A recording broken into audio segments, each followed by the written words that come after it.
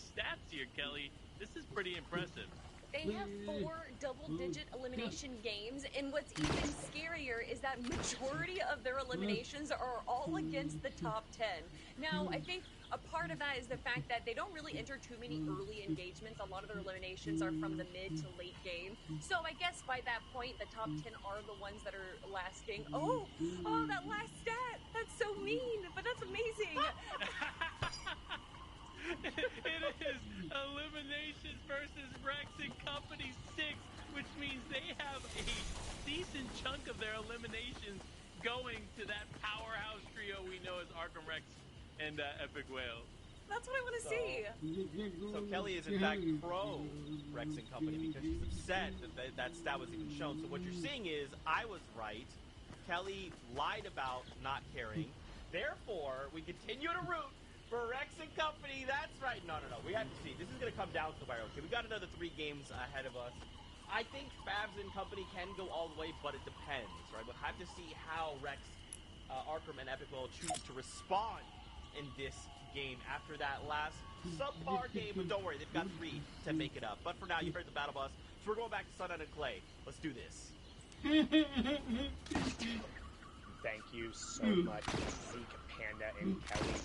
9 matches down, 3 to go. I'm about to throw a whole bunch of numbers at you right now. 27 points is what is separating first between second. Fabzy, 33, Kenji, and Extra Snacky eking out a solid lead and now going into just trying to keep up their runs. They do have 2 victory royales there. Now, the gap between first and third currently 46 points.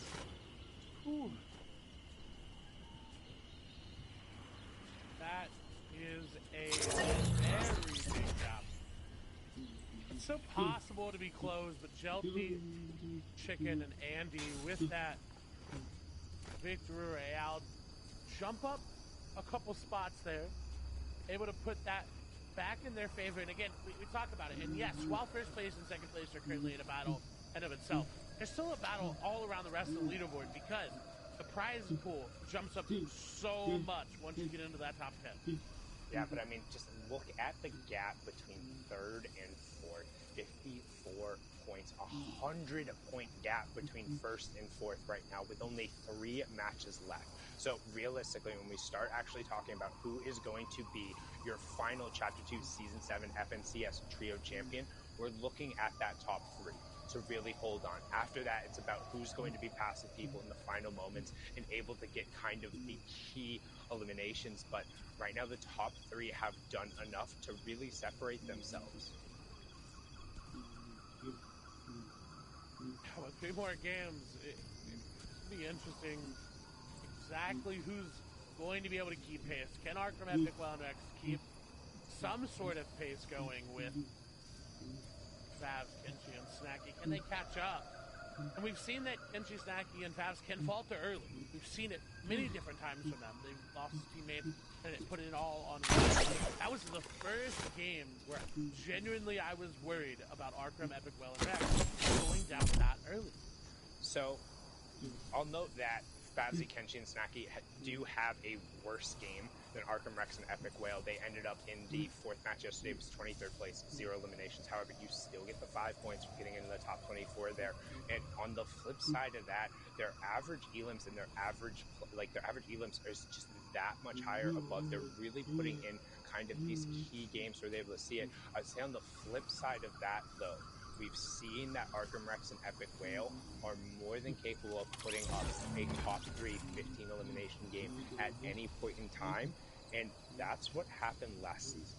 Remember when we talked about it, it was like, when was that moment going to come? They were always right there. They won matches 11 and 12, right? And that's how they really put it to bed and put it to rest. In this circumstance now, though, kind of looking at the leaderboard, looking at the clock, you have to close 9 points for the next 3 games. They have a 27-point lead. That's not insignificant. It's not. Takata will take that bus back to the lobby for right now. We'll try to get back in next game and play for, again, just more money because, again, shout out to Takata. All of us have been saying it all weekend, but he's the first caster from the crew to make it into a finals of FNCS. So that's a big feat in of itself to be able to do so. Because, you know, I've watched. So, like, Takata out here making it is really, really good. Well, I mean, let's be honest. Takata has been around for absolutely ever, and regardless of anything, you can call him content creator, caster, whatever. I'll still remember just watching him play at PAX West. Like, he has been around the events. He's been in all of the skirmishes. Like, yes, you can kind of look at him and see that, but he's had so much experience and being able to also have a analytical perspective on it. Like, yes, there's some things that you're able to just do. I don't want to say do a little bit better, but you put a little bit more thought into it than if you're always kind of looking at the game as a perspective of a player. If you do kind of have to step back and do some of the coaching or do some of the VOD reviewing, that's where you're able to get some very interesting information. And you see Snacky actually with some great min-maxing, just mowing down the cornfields with one of the cars, making sure you can find all of the loot there, and he exposes a bunch of big pots. It's huge. And he's doing it in the right car too, right? It's another step of the min-maxing, using those IO cars that are just a little bit faster. So, perfect example of trying to maximize the amount of time you get in your PY. One of the first zones we'll see that pulls directly over Courtney, it seems like. So they get a little bit more time here to loot everything that they want. But that comes at a danger. Look at how far Favs is away. One sniper shot, and that's Favs going down. It's really tough. You need to be very disciplined when you're rotating through, and man, 6 days, 17 hours, what's going on with that? But anytime I see a counter in the sky and anything Fortnite related, I just get terrified. You've seen what's ended up going on. What's going on in this top three, you have the third place team trying to get on the road, have a fairly centralized read, legendary pump is doing with the common AR. Swap on that side, not necessarily going to be as effective, but also sitting on 10 minis into the pump. So plenty of excess shields if you want to start trying to break out some shots. Quick stat left hand side, Reek and Grim are tied to one unassisted healing with 11%. That is obviously what we expect from Marie, to be that player that has those solo elims that his team is not there for. Whether they're the game or not at all, he's still going to pop off no matter what. It's Reek, that is what he is as a player, but he's going to need to put together a great string of last games if they're going to want to catch up. We talk about they are 46 points behind. They're going to have to try to do something different. Shout out Grant. That's a fantastic individual performance just because he's over at his team. I mean, they don't have a ton of eliminations all the way across the board. I believe they're currently sitting at 27 or so. He has 11 of them unassisted. That's bonkers. That's a really good performance from them.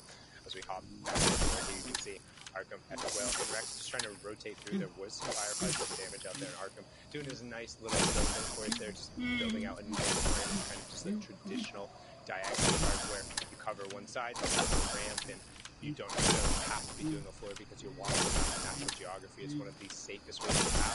Because all of this like fencing over is just real quick to just reform the trees as well are very efficient. Like you don't feel bad. You don't feel bad about investing stone around here because you have some of those massive boulders. They're able to just very quickly break down, but they need to be careful because if they get bogged down in this spot, stuff can get really awkward. But speaking of awkward, we're going to flip on over. Our current first place team is right on top of Kadenox, Turtle Tavern, and Frodier Storm, but they're also eating shots from another angle. The initial damage though is going to be enough for them to disengage off of, but that team doesn't want to. You see the red arrows coming through, that's going to be Kadenox, Frodier Storm, and Turtle Tavern. Actually, I believe another team coming in, so 40 on them, I believe, with those purple arrows there. It's going to be a little bit different of a team. Now they're in an awkward spot. If they can get all, there's so many players that can get involved in that search for it that I'm glad they're continuing to run away and to disengage because that was just too congested and they don't want that to happen at all. I would maybe like to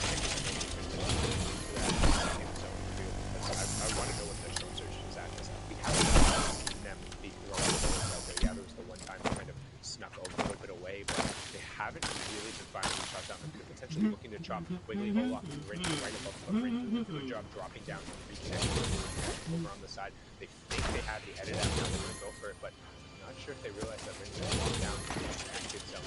They'll lose a really big opportunity to kind of get a chop instead. They're going to roll inside safely. I like this play because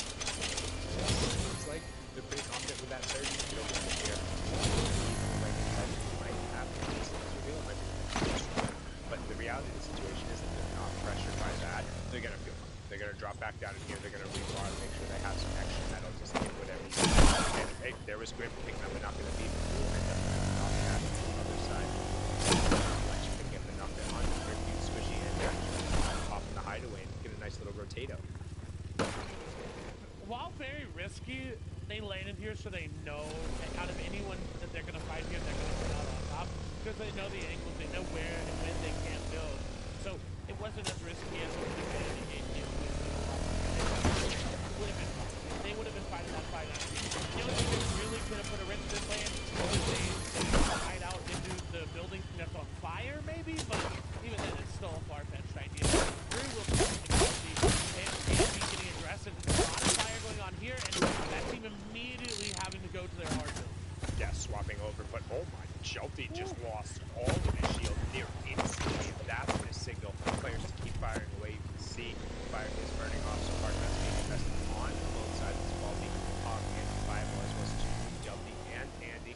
Trying to get a little bit of space. We can see right over the hill they got the whale cover. Just trying to occupy as much as the central space. Again, they're currently sitting in second place, doing their best to be the back to back to back to back FNC's champs as a trio, and it's not including their duo and solo. They have honestly, that's just such an absurd storyline in and of itself. But the flip side of it is the ones who are currently holding them off for back-to-back second places. Kenji and Snacky having it back.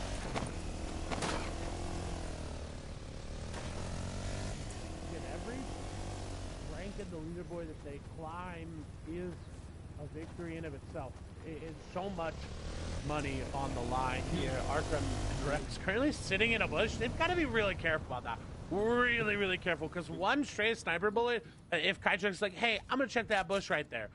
If that hits them, it is so hard to come back from, because then everyone's going to know they're in that bush. The builds are going to come out, and you're just not going to be able to get out of it as they sit Epic Whale back to go and farm up, as the spray is going to come through, and I think that may have been onto Rex and Arkham. Yeah, and you can see right as you talk about the builds end up going up. They're going to now spray away from the angle, but what they're going to do, they're going to drop down the side of this little grassy knoll here, use the line of sight available because you can't shoot through the building and just disengage over to Arkham, knowing that they've already cleared out a lot of the space. They got the Storm Surge warning on the right-hand side. They know they're 372 above. We saw kind of the first below. I believe it was only at right around 111 or so. So that's the minimum amount of damage those teams need to do. Them being 356 above, they're more than fine. 3 trios need to be taken down. There's 79 players in the lobby. They're going to go back into what their usual strategy is, where they kind of check to see where that initial surge is at. They play a little bit for these ambush routes. They stay disciplined, and then they anchor onto one teammate. You notice how they will always leave somebody in a spot that they know is safe. They're never completely extending away and going too far out, but they also are putting a lot of faith in these bushes right now, which, yes, it's nice. It's not like the legendary bush attachment we had back in the day where you were slapping it on there, you can kind of crouch down, but you need to be careful, because if you path just a little bit too far to the outside and then aim down sights, the barrel of your gun will absolutely stick out of the bush. So there's a number of times you're just like, hey, what's going on in this situation? But if you're not very disciplined about how deep you are into it, you can absolutely give away your position. And what all of a sudden was an ambush turns into an awful situation, especially if somebody has fireflies. Because if they drop fireflies right on top of a bush, that damage is near instantaneous. And you're not able to get away from it, because even if you build, the bush is still around you. So you have to be careful. But a quick stat for everyone, NA West tied its own record with 8 reboots last game. Wow.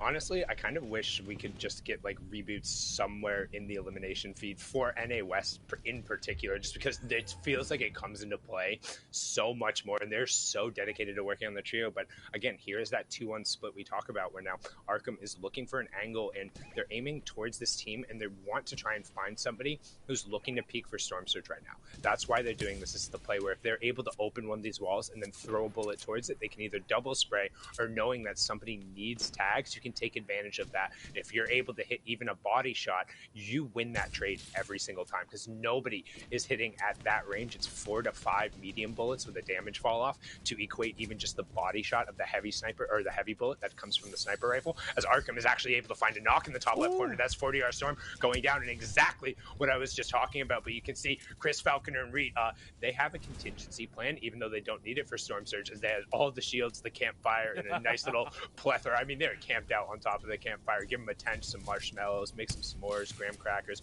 whatever you need, as Arkham continues to just rip these shots over. So no conversion into eliminations, but again, they only care about making it into the end game. They know that's where majority of their eliminations come from in majority games. And with only 3 games left at this point, again, there's 2 more after this.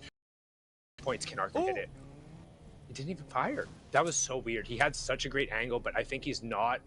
Again, another opportunity where he could have done it, but I don't think he wants to draw attention to himself, looking for potentially an easier shot as somebody who might be standing still, and he's marked it out. We'll drop below the Storm Surge threshold for now. Oh, Juice. Ooh, and you're right. Juice is a solo in between a trio. This is what they need. Free points right here for them, because as a solo, it's just going to be that much hard. He's not committing to this, and he's trying to keep the team on high ground away, and Juice makes the edit, knows they don't really have a play to make, and will just go down.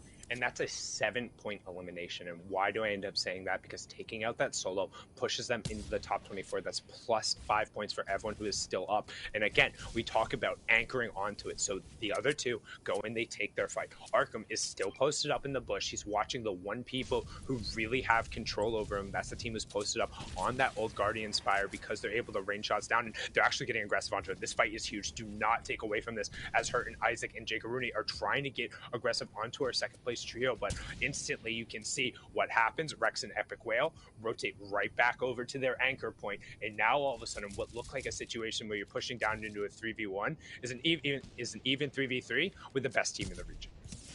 Ooh, oh no, it is gonna hit. I thought it was gonna miss. Give me the toes. Rex is able to hit that, and that's more damage, and that is great. They are so far above Surge that honestly, if they got no more tags going in, I 100% think they would be fine. They wouldn't have to really worry about that. I think that's going to put them about 800 damage above Surge. And, ooh, look at that zone. They are happy about that one. Yeah, and one thing, too, when we talk about Surge and the threshold and all this, it's not a specific number that you need to be at. The Storm Surge is dynamic for every single different game you're in, and I'll touch on that right after I touch on, look at this zone. We pulled north, and there is only 3.5 trios, so we'll say 4 trios who are on top of it, but everyone else is going to have a tough rotation. We know that Epic Whale and Co., they're the ones who are over on that northwestern side. They're the blue triangles down there, but there's not a ton of changes in verticality over this, so it should be an interesting endgame that we're going to see here.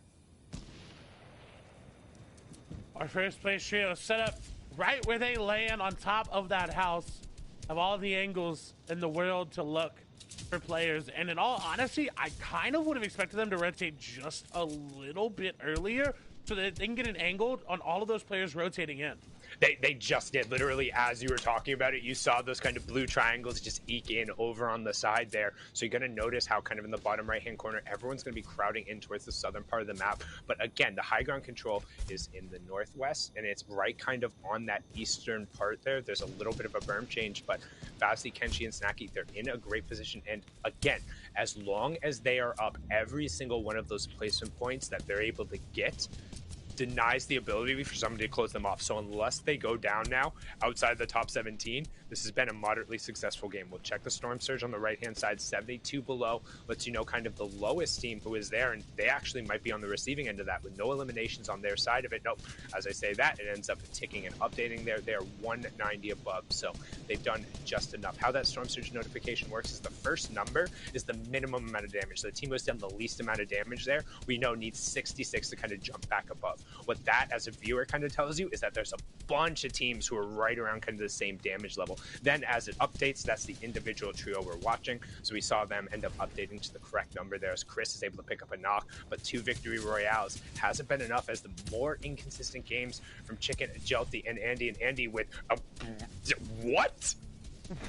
Okay, I was going to say it for a second. If they don't go down after a 120 headshot there, that would have been interesting. 40R, though, will get taken down. Andy going back into zone just to try to dodge some of that potential fire there, but a solo rotating in.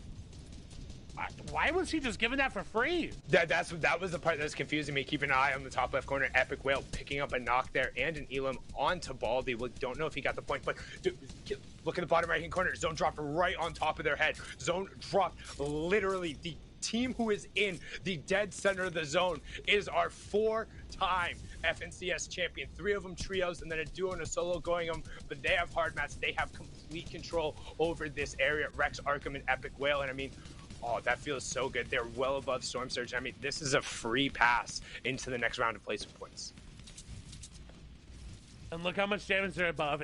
They don't need to peek. They can sit here. They can wait. They can look for peeks if they want for those elims that we've seen them get knocks onto. But right now, they're not looking to that east, which is where I'd expect them to, because that's where their elims are going to come through. If they're able to get anybody rotating in, launch padding in, this is the time to open up, to spray at them there if they wanted. But again, they don't really need to. And once again, look who's going to go invest a lot of mats to high ground. It's Kenshi, Snacky, and Fast. They've invested a lot already prior to this zone. Now seeing them on about 108. This is typically where we see, but we've seen West will challenge for this high ground. They've got to be very, very careful. And I think the one real big benefit here is if you look on the northern side of the zone where the other natural high ground is, that's not in the new safe zone. So they have to come down from that area, which makes this investment just a little bit safer because you're not going to lose that space. You can see Zello still trying to go over there, but eventually they're going to have to be forced down, just as Falconer is forced down the backside of the zone. That's our third place trio, but Chris trying to create a little bit of space, and they got 4 elims now all of a sudden. So in that conversation, they say, yeah, it might be 46 points to first place, but we still got 3 games, and we got Reet with a legendary shotgun. The pump right there in his back pocket. They're going to put some resources potentially back into Falconer, but honestly, I prioritize those under Reet 9 times out of 10 if you only have 1 medkit in this situation. And that's why Reet went for that medkit. He said, no, it's mine. I'm going to take it. Sorry, Falconer. Oh, they got Looks like they got another medkit. Right. Yeah, but still, I would agree 100% is the right play. Yoink it away, be a little bit greedy, and say, I'm sorry, but I will pop off more. You get me to that end game, and I will pop off with the loot you gave me. Yeah, I mean, if he's the running the legendary pump, but on the flip side of that, you see Falconer has at least the epic variant in his hands as well. Keep an eye up on the high ground, because again, first place coming into this match had a 27-point lead over our reigning champions.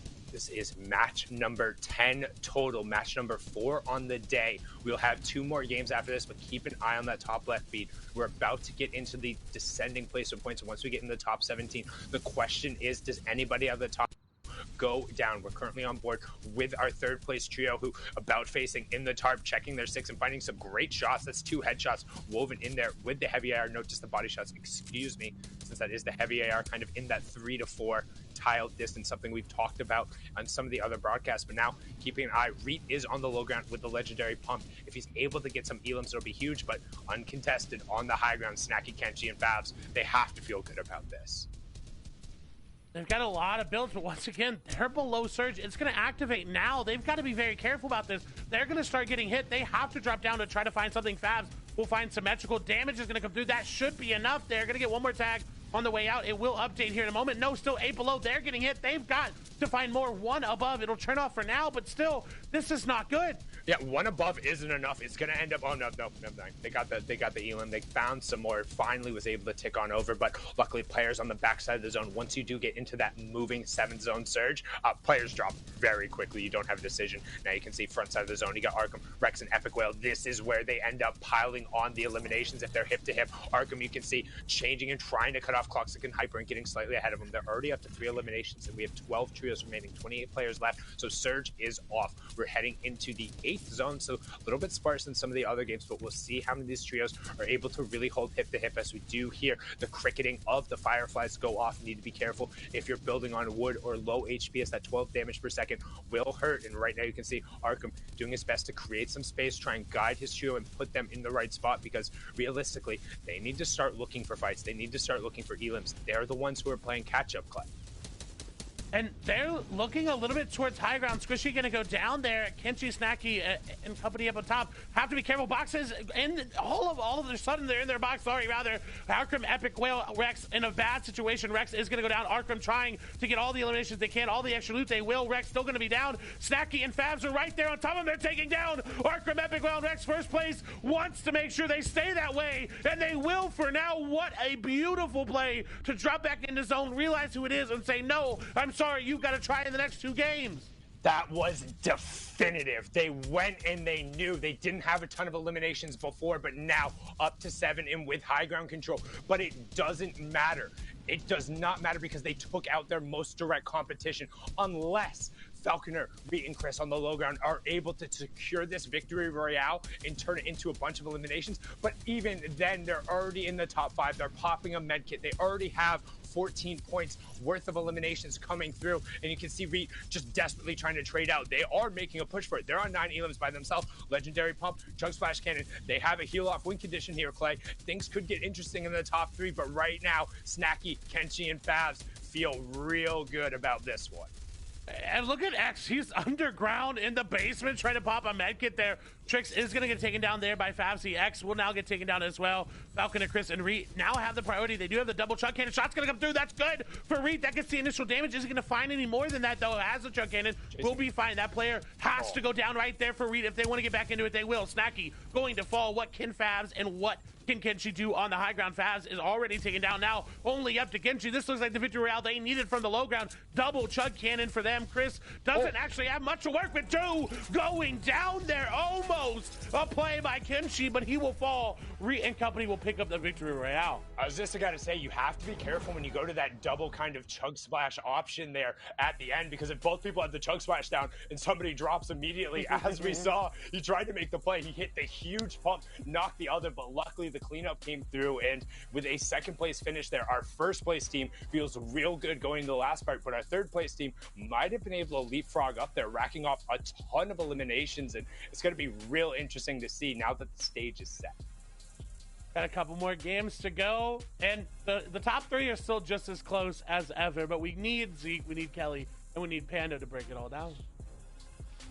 Thank you guys so much. I mean, how is this happening? How is it that we are all playing a separate NA West finals, and then the top 3 are just playing their own game somewhere over here in this quadrant? What is going on, Kelly?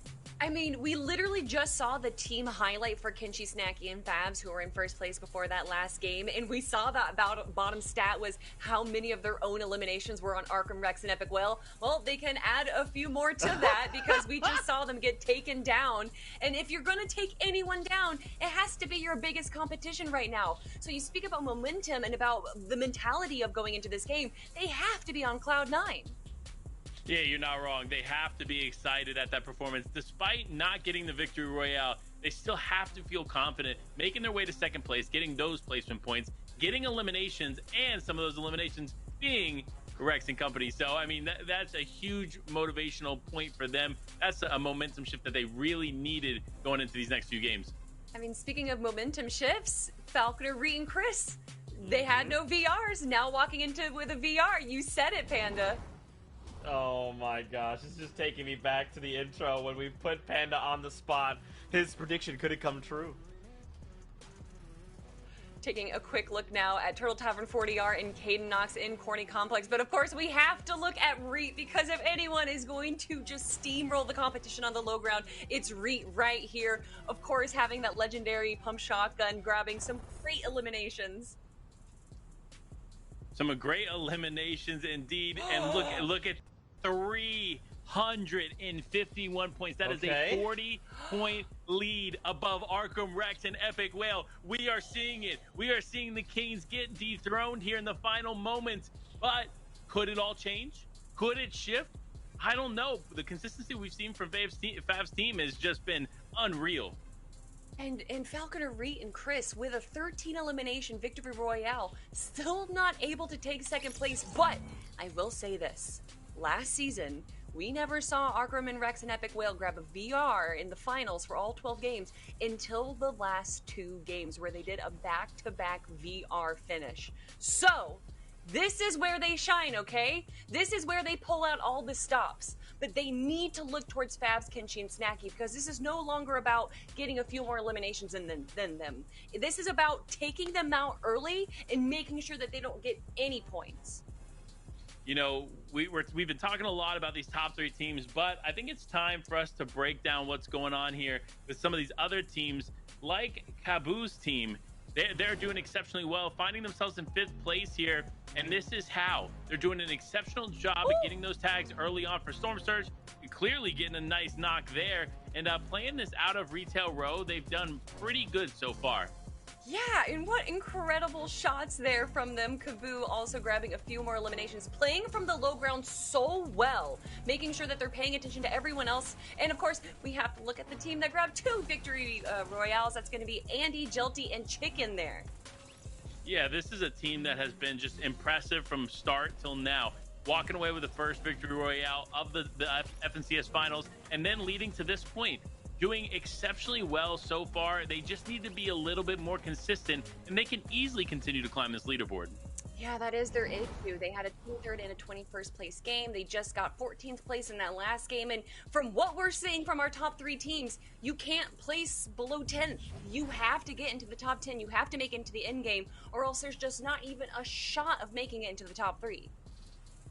These numbers are absolutely terrifying. Almost 100 points between 3rd and 4th place. I don't know. So yeah, we still haven't figured out what a reverse shooping is. Maybe there is no reverse shoop. Maybe there's just the shoop, and I sit outside of this and play my own game that's not Fortnite. It's something else in the future, 100 years from now, that you've never even heard of. Absolutely insane. But Fortnite fan, we got 10 seconds left here before we jump aboard the battle bus. Don't forget, we only have 2 games left to go. At the top 3 right now, they're all going head to head. Follow along with the casters as they set up the storyline for you. Everyone else right now is playing for 4th. But it's time. You heard the beep beep. We're going back with Sundown and Clay for game number 11 of the FNCS.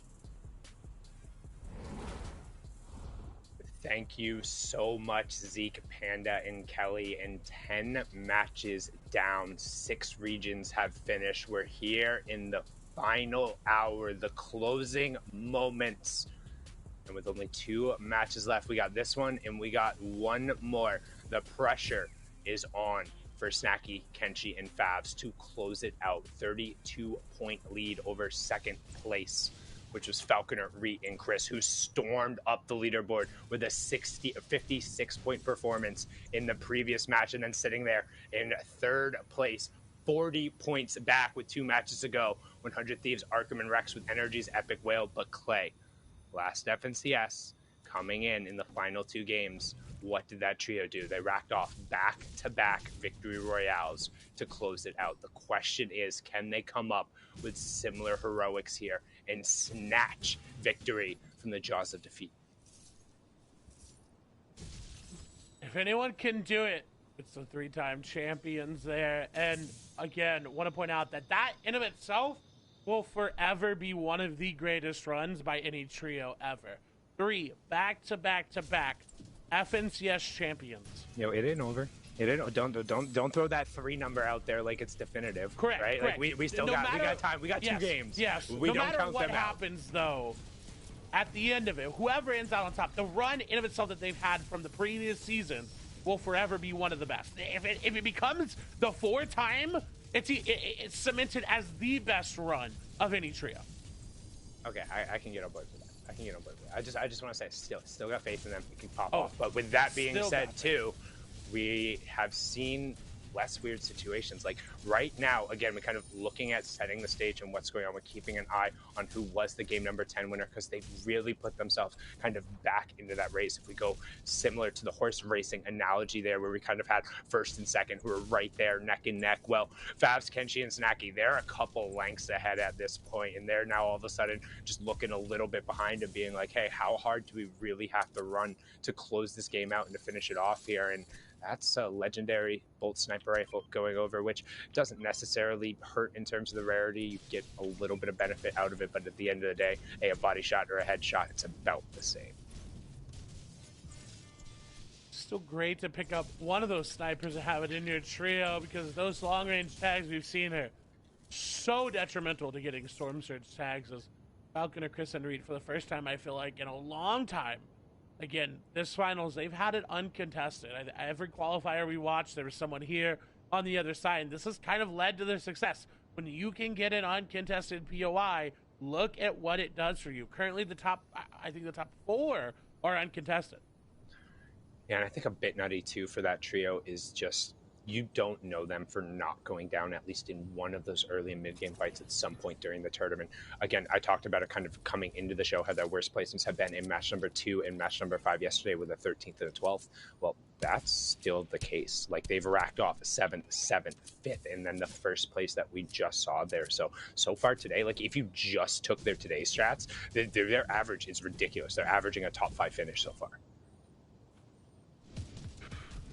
That is ridiculous indeed. Takada in a fight with Wavy Jacob and company. They're going to take down Wavy Jacob. Takada, I've seen in the elimination feed multiple different times this match, and I want to know exactly how many they have on the other side of the wall. Regulator trying to get in there onto Day and Etso, but Takada going to put some damage back down as well. Regulator doesn't have the best loot to work with, does put a lot of damage onto Day, but look at how much they just took back. J Roses and Regulator do not have the HP because of that chunk cannon. All of the damage they just dealt is gone.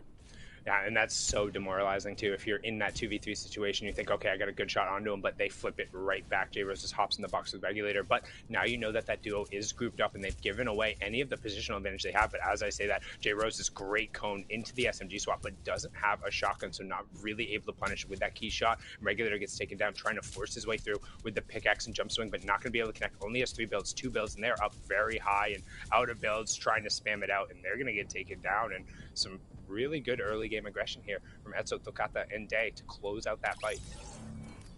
I don't know exactly how many eliminations they're currently sitting on, because that was great aggressiveness. 6 eliminations. They've eliminated 2 trios just by themselves, and that's a way to get back into it. I mean, if you're not having the best of games, the best of second days either, hey, coming out this game number 5, let's just start going. Yeah, game number 5 here of day 2, or game number 11 of 12 overall. You got this one, and then one more after us. We see the zone on the bottom right-hand side. Thank you, observers. We pulled far to the east, so Takata and Co.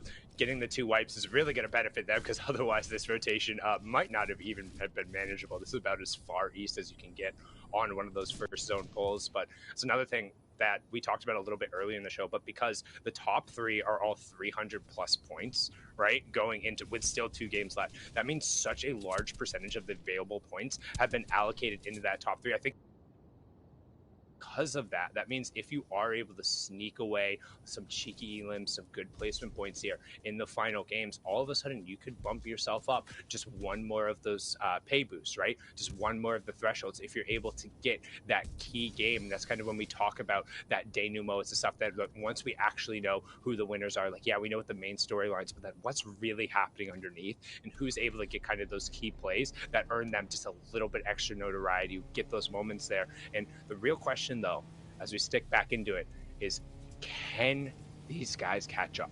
Can Rex, Arkham, and Epic Whale make up the gap? Because right now they're not even in second, right? They are 40 points behind. That is a 5 elimination victory royale. However, we know when they win games hard. I think, what, a 15 elimination victory royale yesterday? That in of itself is a ridiculous, that's 60 points right there. That is a 60-point swing. And yes, they may be behind by that much, but if they can put that together and back-to-back, it's theirs. There's just no way to really top it. Yeah, it was a 14 elimination victory royale, so just one less going through from there. But then they had earlier, which we saw was the second place 15 elim that they had in game number 8 of today, which ended up going off, and just a really good performance. You can see them, again, kind of going on that little car rotation, some good shots from Rex, hitting body shot into headshot, but they also need to be careful, because once you commit down into this island area and you're on kind of the lower part of the berm, if anybody is chilling up by the top of a waterfall, this rotation actually becomes impossible. Like, you can't go below them, you can't really go above them, but because they went so early and they've cleared out this path, that once you kind of get over this crest, the rest of the access to the map becomes that much easier, because at any point in time, you can just kind of look over to your south and know if somebody is coming over the hills, because those sight lines are very long, and you don't typically get people hanging out on lazy unless they're really apparent about it, right? Like, we've seen fights that just last over there forever, but if that's not the case, people generally loot lazy and then just get out.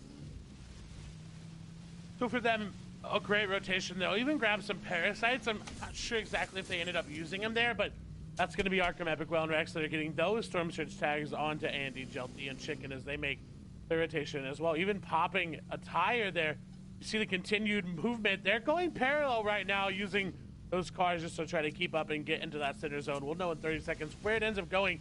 We've had some interesting ones today. Ones we thought were going to pull one way and ended up pulling completely opposite. And look, honestly, they're running a cutoff route. If they wanted to fight, they could take down Jelty, Chicken, and Andy. I also just think the cars look so hilarious when you have chonkers on, but then one of the tires shot out, so you just got these 3 massive tires and the other one's just scraping on rims over there. But you can see both the teams trying to occupy one of these spaces where then you can pretty efficiently refarm. They're going to try and continue to move towards one of these natural high grounds. They want to head kind of a little bit more to the north. They are circling around retail, but yeah, the reality of the situation, if they can get up and gain control of this old Guardian spire, it's one of the best spots on the map. But Jelty and Co are thinking the exact same thing, and we're going to have a head-to-head here. This could very well determine whether or not we will see a 4X. They're going to go right into this fight. And hello, somebody just went screaming off into Narnia. Jelty gets pushed down, and Rex able to get the pressure onto him. You can see Arkham getting around the side, and look how they just cut off and encircle him. They want this 3v3 Clay. They're getting aggro on this. Ooh, and Rex is going to find the shots, going to find the angles. They're going to find the down as well. Rex is going to get all of the builds in their favor. They're all starting to fall down. They're starting to crumble. And this is the game they need. These are the elims. This is the Arkham, Epic Well, and Rex that are hungry for that 4th title back to back to back to back. They need to find that last player for that last confirmation. Going to go ahead and box off that launch pad. Not going to be able to find the other one there. Is just right on the other side. They find a boom. That's it. 3 eliminations, more points, and beautifully executed too, because no one's going to be able to come in and third party it. Yeah, you can't come anywhere near this part of the map. That's what we were talking about, how the rotation. So now they've gained the entire control of the Guardian Spire. They also have the hill that's over to the east of it. So the 2 natural high grounds that are in this area, they control both. And on top of it, because they just eliminated a fresh trio who's rotating around, they have all of those extra maps. So they can build up as high and as wide and as many of the hard materials as they want. And you can see them marking out the spots to just try and control as much of the space. The only thing that they need to be a little bit cognizant of is the fact that they can't get too split. They need to go over and make sure they get control of that area. If they're going to commit to it, they need to do it now by recycling the launch pad that's already over there, or they need to get hip to hip and decide that they're just going to hold this Guardian Spire. Honestly, I would rather see them go back to kind of that 2-1 split, knowing that if the player over on that eastern kind of high rise does get pushed, that the 2 in the Guardian Spire are going to be able to get over there relatively quickly. However, it seems like they're going to opt for the safer route and just hold on to this guarding area, knowing that they have the overlook and nobody else is going to take that high ground to the east of them, at least without a bunch of damage. So you can see right-hand side, they were 62 is the line, so a bunch of teams are right towards the bottom, but these guys don't need to worry about that. The first time I feel like in a while, they are well above Surge. It looks Sundown, they are. Arkham splitting. He's going to that mountain. And I agree, I like this play. You have to have a different angle. And if zone pulls here and they hold both of them, ooh, that a little bit risky, but I wouldn't put it past them to hold it as well. I don't like that they've left a lot of the materials down here. I want to see him start to move some of them up so no one can kind of just come through and scavenge that little bit there. I think that's what Rex is going to do. But look at Falconer, Chris, and Reed. They have got an interesting base using a lot of hard mats early, betting that it'll pull to them. But they got an elimination. That's why they just wiped a trio in that area. You can see their damage above, and you see all the excess loot going down. And now what they're doing is they're scanning over, and they're like, all right, how much extra brick do we have? How far can we build out? And this is really solid for them because, again, we kind of talk about we do have the Storm Surge running on the right-hand side, but with only 2 more players needing to go down and us already hitting that first placement threshold, there's not a ton of onus for the key teams to need to be peeking out unless they're trying to take advantage of somebody they might feel ends up being cracked. But right now, Falconer, and Chris, they feel good. They got a really key mid-game refresh. Epic Well, Arkham and Co., they feel good. They got the fantastic, like, look at that shot, observers. You guys outdoing yourself right there, showing the second and third place teams stacked on top of each other with their positional control. And then on the flip side of that, our first place trio, Favs, Kenshi, and Snacky, they're ecstatic because they got to the top 24 and didn't have to do anything. Storm Surge is negligible this game. And again, all they care about is just staying on their feet, because every single one of those placement points that they get means somebody isn't closing the gap on them. And they're so close to that Axe of Champions, and however Zeke ended up forging it this time. Zone with a very predictable pull there. And, ooh, okay, wait. I like that they're using this bow, because then they can disrupt that high ground by shooting some missiles at it, and that's exactly what they're going to do. Able to throw 2 of them that way, maybe even a third. Yes, going to be able to squeeze a third in there. And great rotation, and in honesty, great usage of what's around them, though. Arkham, though, going to be right behind all of a sudden. This is awkward. This is uncomfortable. Chris, Falcon, and Reed, though, will be able to hold off for now. Arkham, Epic Whale, and Rex decide immediately to disengage, and that was so close. Show me the map, show me the map, show me the map, because they just left the biggest part. They had the entire southern side high ground control, but they padded immediately, and they tried to take advantage of the trio. I don't know if they knew who that was, but if they were able to take them out there, that could have been monstrous, but they know not to engage it. And yes, that is why they wanted the center zone, and because of where this is in the center, there is only that one natural high ground, and they were trying to potentially take out the other team. But now that they recognize that there's another team who's more central and slightly higher above them, they can say, okay, we made our play there. We didn't get the ability to kind of ambush and take advantage of the opponent. We're going to rebox up and then reevaluate. They're looking for it. You could tell they want it. Look at Arkham just sitting there. He's waiting for any... If they headshot, if they get down, they're going. 100%. They are going to full commit to going for that, because they've got the loot to do it. You saw how many launch pads they had. They didn't even have to use one of the ones. They just recycled one that was up there. If Arkham hits a snipe here... He wants to punish. He's looking for one of those gargoyles, the gatekeepers, the one who pokes his head just a little bit too much over the top. We've seen him connect with it in the past games, but I think the difference here is if they hit, they're going. They know they need eliminations. They know they need positional control, but additionally, they can't overextend, right? They can't get nervous and know that they're going to be pressured out. Again, this is the farthest they've ever been away from first place in terms of point-wise, which is nuts to think about, because, again, all 3 of these trios are 300-plus points. Let me say that again. All 3 of our top 3 trios have already scored 300-plus points. On some other days, that's enough to win the FNCS in some of your regions, right?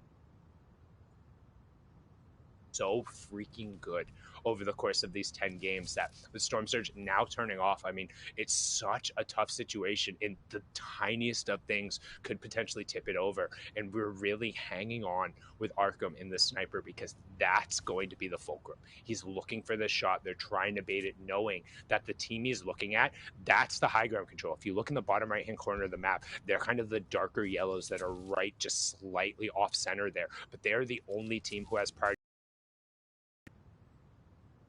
They're the only team who has priority positioning. But don't forget that the team who's boxed up right next to him, Clay, is our top 3. That's Reed and zone pulled right on top of that.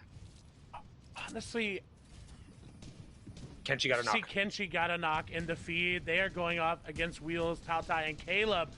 Have to be careful, though. If they get taken down too low, they could get taken out. Hey, man, as I say that, they just completely wiped that team. And it wasn't even close, just completely waxed. Fabsy taking a decent amount of damage, but they got the siphon over, and each one of them taken 2. But they need to be careful, because now High Ground, Zello, and Rexy identify the fact that they're there, and they have the positional control. The one thing, though, that Fabsy Kenshi are able to do is they're able to recycle the materials that they just got to create some additional space. And now they know that, hey, even though we saw that the other top 3 trios had also picked up a trio wipe, they just evened out the points, right? So kind of looking at what does the delta look as we come into the game, because we threw those numbers out there, how they had 32-point lead and then a 40-point lead over second and third. Well, it looked really good with getting kind of those first 6 points over, but all of a sudden now they also get 6 points, and they also get the +5 from the placement points. And the longer they just stay up on their feet, the more monumental the task gets to overtake them in game number 12. What can the other players in this lobby find? That's really what they're going to have to start to look for. Can they find elims when Faz, Kenshi, and Snacky can't? Can they find the high ground to win the game early. But even if you have the high ground, we've seen that it doesn't necessarily net you the eliminations you want. And look, who is facing off against each other? It's Falconer, Chris, and Reed. Epic Whale, Arkham, and Rex right there. If they get a little bit too greedy, second place could go down, third place could go down. Look at that. They're waiting for that edit. One overcommit from Falconer, Chris, or Reed is them going to go down. And that is a big swing. Taking down second place, able to then secure it if you go on late enough in the game, would be so monumental. It would cut into the lead as well. And as we just kind of talked about the quick stat on the left-hand side, this is the furthest from first place that Rex and Co. have been going into the 5th game.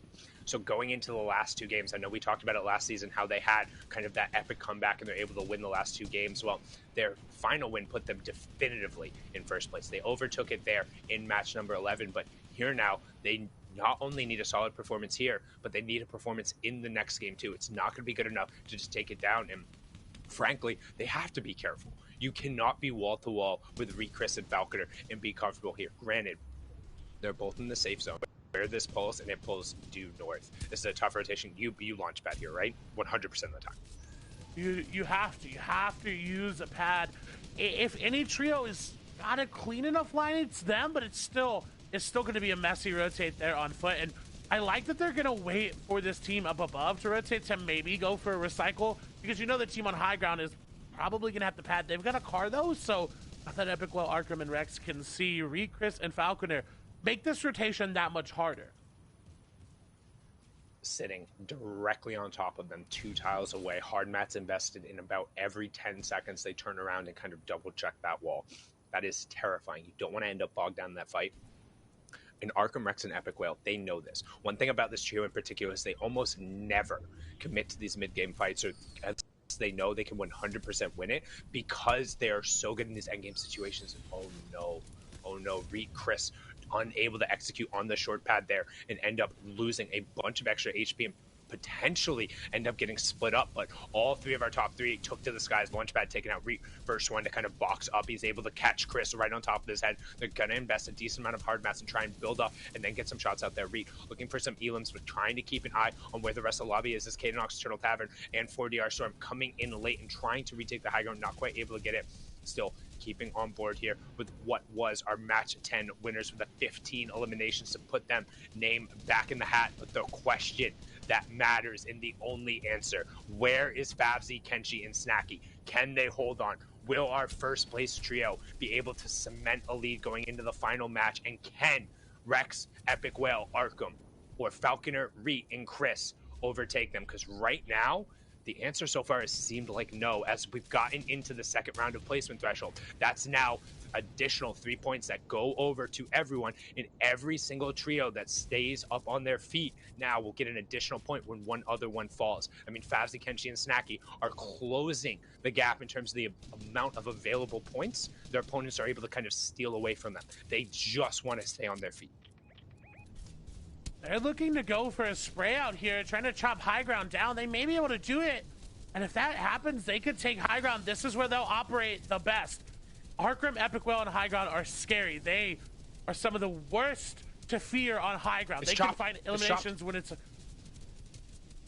Oh, sorry, so keeping an eye on the top part of the screen, we saw Fabzy was actually able to chop out the high ground and take it away from a second, but a player dropped down and was able to connect it. Now you can see in the bottom right-hand corner, Epic Whale taking to the sky with Arkham, and there side by side we have first place is in the top of the screen, second place is the bottom left hand corner. That's Reed, Chris, and Falconer trying to make the run, but again Reed bonking his head. Launch pads not being an addition for them, instead a detriment so far, but only 1 point has gone over as taken to the sky, going for height, bottom right hand corner. Arkham tries to tap it, but he gets into the box, finds a shot, able to take it down. That's a huge play. Third place takes to the sky. Legendary pump in Arkham's hands. Wave going down, and that could be it, but he drops down and loses a bunch of that position. That could be rough. Can they get it back together, and can they get control? As you can see, oh yeah, they have all the control, and the question is, Clay, is this it? Is this the inevitable run that they make?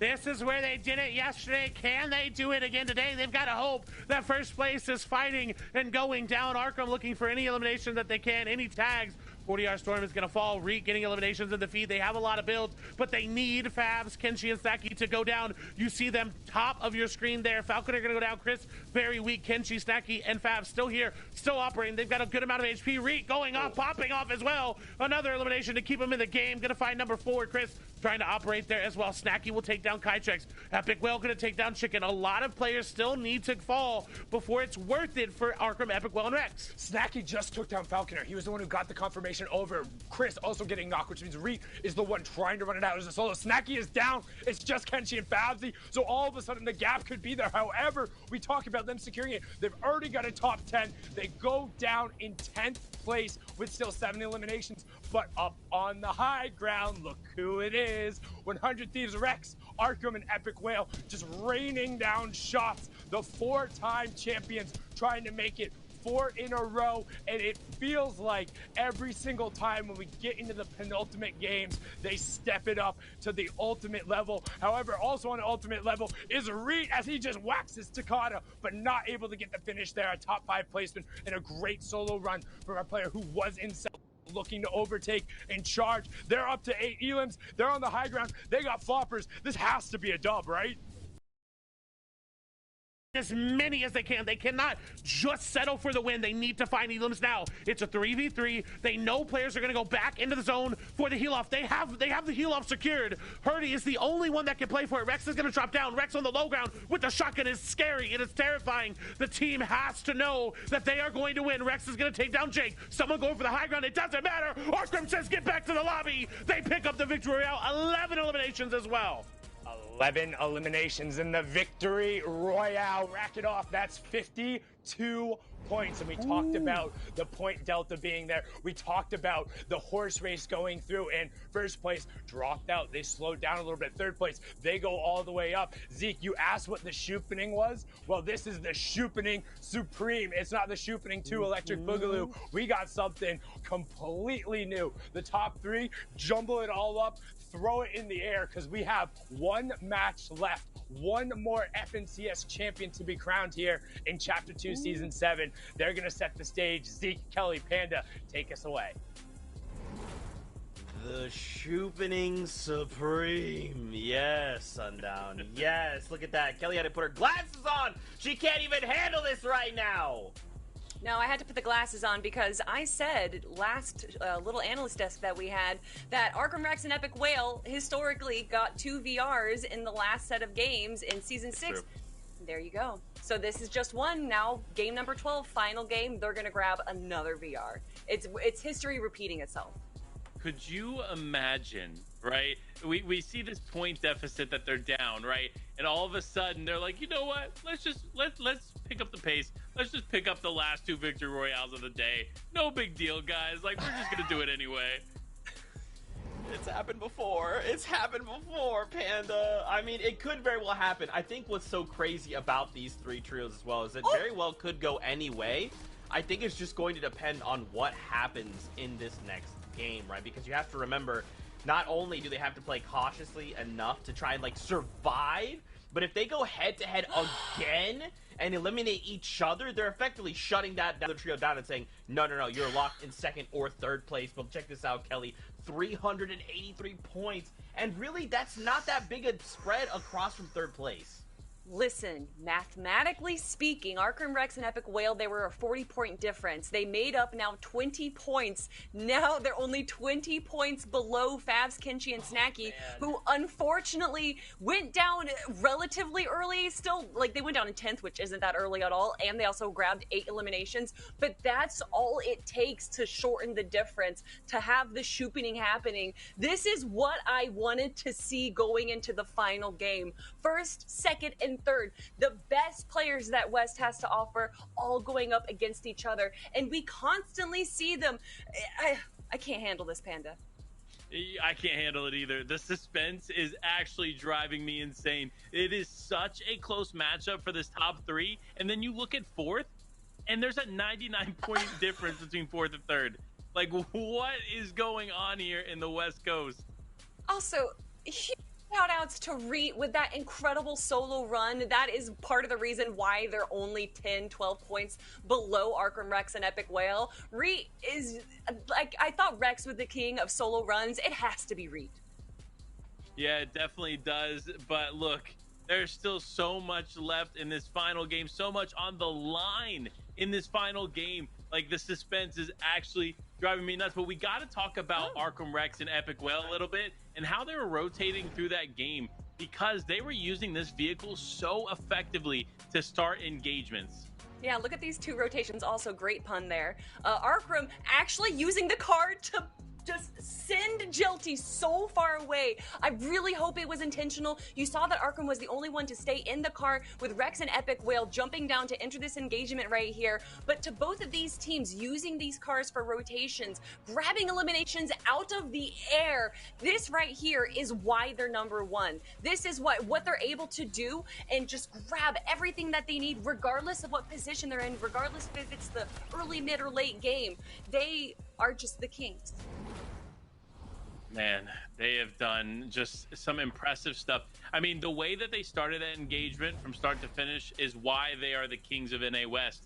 But again, we're going into the final game. They're not in first place right now. There's still a chance they could be dethroned. But after watching that last game, it's tough to call here, Zeke.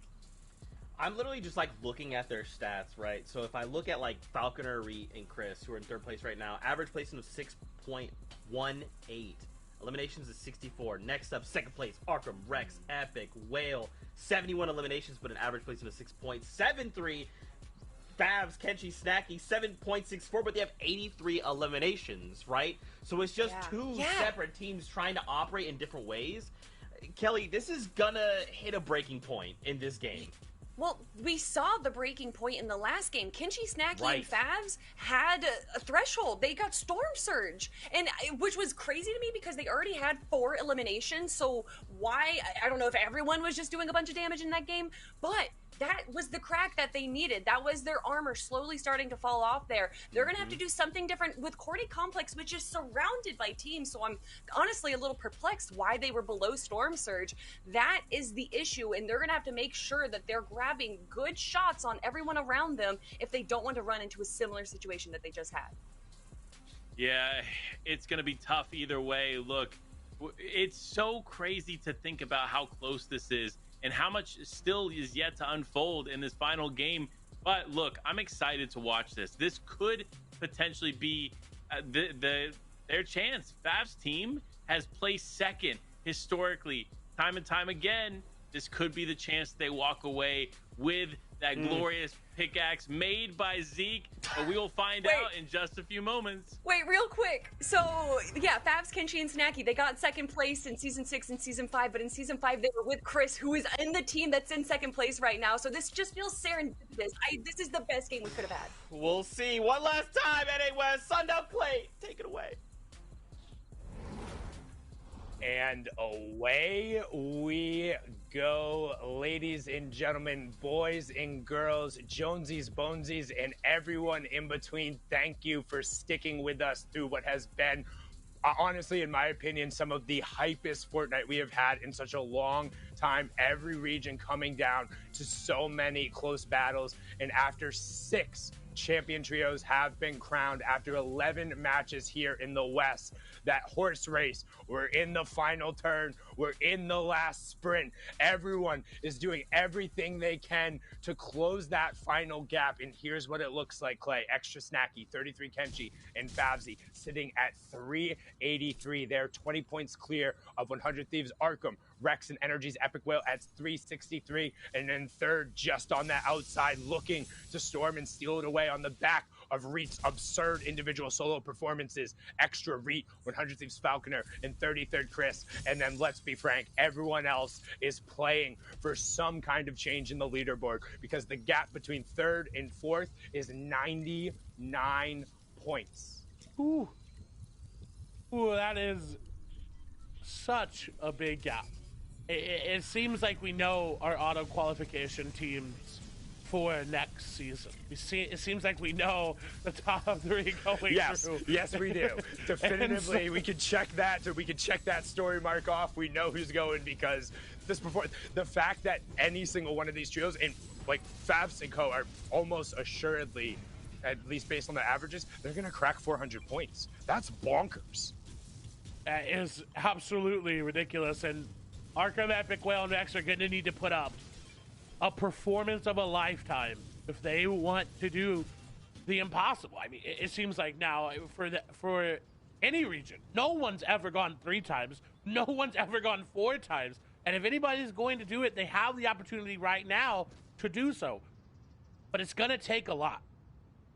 They said you saw the first comeback, Clay, last season. We were able to take it away in match number 11. But have you heard of second comeback, where not only did they need the match number 11 victory royale, but realistically they need the numbers from either a victory royale or one of those top 2 performances. That's where we've seen them rack off the eliminations because they know, smell the blood in the water.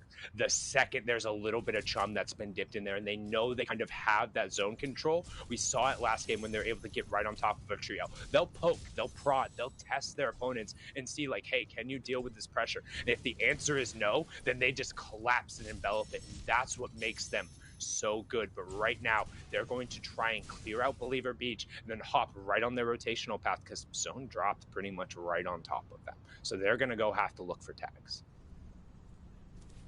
Something that they've done really well this season is those rotations. We've hyped it up, and you saw it last game, how well it truly was. Jelty going to be in an engagement here against Cube, and Avail does take a little bit of damage, but not much. Only an 11 damage tag, so must have been from a pistol or something. I'm not even sure if there's 11 damages in the game, so takes a little bit of shield damage there. Unfortunate is now going to start to drop on through. They're trying to box up, trying to make sure they've got the engagement in their hands, but Jelty gets a little greedy, doesn't control all of the pieces, and now going to take a big shot and has to back off from this fight.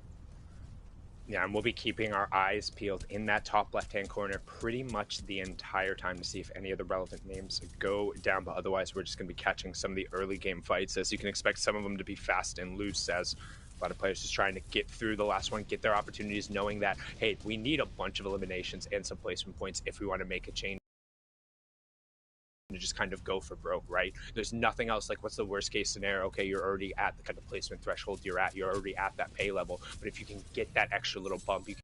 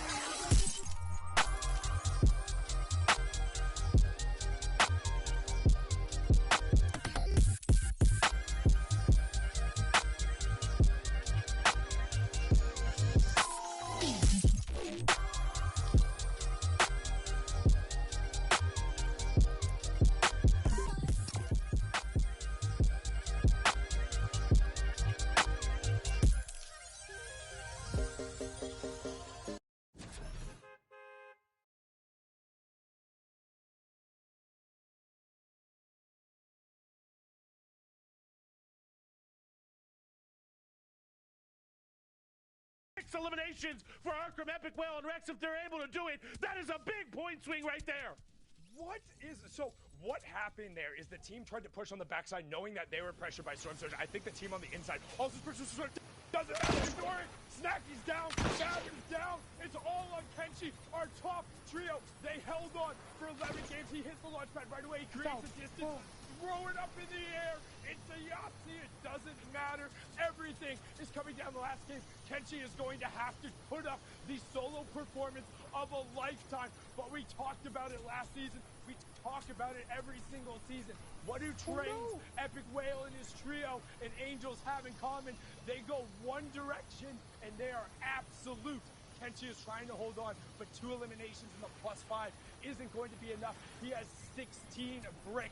He has 130 effective HP, and he has a dream for an FNCS pickaxe, but I don't think that dream is going to come true. It's a nightmare situation unfolding as they get dropped on, as Epic Whale & Co. get gifted, absolutely gifted 12 points, and we're going to stick with Kenshi because this is it. What a moment. It has happened every FNCS. There's been a moment where Arkham, Epic Whale, and Rex have been given it to go ahead with the lead. This could be it. If Kenshi goes down here, the 4th time is even more of a possibility. Kenshi is holding on. You can feel the nerves from them, the tension, it is there. Kenshi is holding his entire team on his shoulder with 16 builds. I don't think he has a launch pad left either. We do see one in the inventory, but we know he already was able to utilize one. We know for a fact as well that Epic Whale and his trio were able to pick up 6 eliminations. You see Kenshi and Co. have the 2, so you're able to get kind of an 8-point swing going through there. But right now, honestly, we talk about 12 points, and that's the gap, and it's not enough. And you can see that Reet and Co. actually able to get a knock into Hyper. That's in the bottom left-hand part of your screen. They're picking up elims as well. We could get some late dramatics here in West. Again, Kenshi, center of your screen there. He's solo, he's first place, and he's just trying to hold on for whatever placement points. Once you get into that top 17 first, it's +3 there, and then cascading. He's got a sniper rifle out. He's playing the backside of the zone. Playing with a hope and a prayer. Short pad. Only has 2 ticks to take the zone. Honestly, couldn't afford to take that. Lands almost directly on top of a box. Trying to create distance from himself. Doesn't want to be anywhere near someone. But look at Storm Surge on the right-hand side. He has to pray that people just go down because he's not getting 600 damage. The people aren't going to fall. But as I talk about it, able to get a knock, every single point mattering. If he gets the down, he couldn't get the siphon. First place is out. Give us the screen, but they're in danger too. 56 health. The legendary loadout on Rex. They're going to run through. 3 points available. 2 more trios go down. Storm Surge will turn off with 2 trios falling as well. 6 eliminations. The 4-time champ looking to make it 4-time trio champ. With the late game surge, top 17 is +3. Every single trio that drops is +1. It is a battle between 100 Thieves, Arkham, Rex, Energy's Epic Whale, Falconer, Reed, and Chris to try and overtake Fast, Kenshi, and Snacky. And the points are going to pour on. Give us the 2 boxes. Let us see what they're doing. What can they find? What can Falconer do to try to make a play? Honestly, Arkham, Epic Whale, and Rex really need to just hold on and get to that last little bit of moment, that top 10, that top 5 where they will operate with Falconer. Reed and Chris want to find elims as well. They need to find the elims because it is not enough to just win for them. They have to play catch up. They were about 40 points behind coming in, 20 there from Arkham, Epic Whale, and Rex. Where are they? What are they doing? They were 32 down coming into it, 20 from Falconer and Co. But you can see now they're trying to push through. Up on the high ground, there they are. Arkham, Rex, Epic Whale. Nobody is looking up. They're marching forward. Reed, Falconer, and Chris are hip to hip on the low ground. They will have to for elimination. Pulling into open space. Not going to build. Falconer only has what they're looking to find. Moni picks up 2. Finds the control and trap line. But with eliminations ticking over, Arkham finds 1. This is going to be it. Rex finds Jaguar. The 4-time individuals are about to become 4-time trios as they're moving over the top. Falconer and Chris steal away the victory royale, but I'm not sure it's going to matter. Look, Rex is going down. They're sending Rex because they know how good he is. They said get down, go for any eliminations you can. They're trying to put damage down with Falconer and Chris, but it doesn't matter. You see, Moni going down, they're going up. Chris taken down very low. Stop coming through. That's going to be under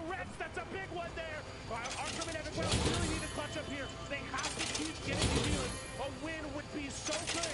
But if they don't get the elims, they need to find something that's going to be Chelsea going down. Falconer doing so well. Reed doing well as well.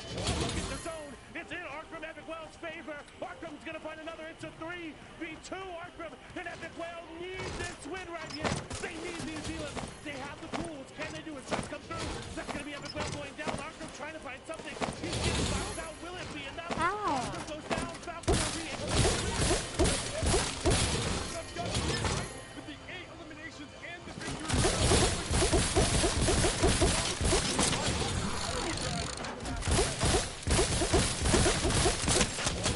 We know they got at least enough to push through. I need to see the leaderboard. I'm able to definitively call this, but I don't know. But it came down to the absolute final moment. A 3v2. They're calling these things. Normally it's called today, but I'm sitting here like, No idea either. At that moment, it just was. It's math. I mean, math is going to be the defining factor. But either way, what an amazing finish from everyone here in NA West. What an amazing finals. They made Arkham, Epic Whale, and Rex work for it. And so we'll see, are they the fourth time or are they not? We'll find out in moments. But we got to send it back to Zeke, Kelly, and Panda to break it down one more time. Play Sundown. Thank you guys so much for the incredible 6 games out of NA West. We're building moments away. It came down to the wire here. Going head to head. Arkham, Rex, Epic Whale, your 3-time back-to-back champions. Make it a 4. Falconer, Reed, Chris looking to finally take a win away from this seemingly unstoppable trio. The question is, did they do it? Were they able to hold this team back and say, you guys have done it? We're about to find out what's up a little bit. And this is so stressful. I have just goosebumps everywhere. I'm sweaty and clammy and I can't breathe. I think I'm having a heart attack right now because what? Everything that we wanted in that last game is what happened, right? We have no idea. With Kenshi going down early, unfortunately dealing with Storm Surge once again, and having Arkham, Rex, and Epic Whale on the height, and then Falcon. What? The 4th time!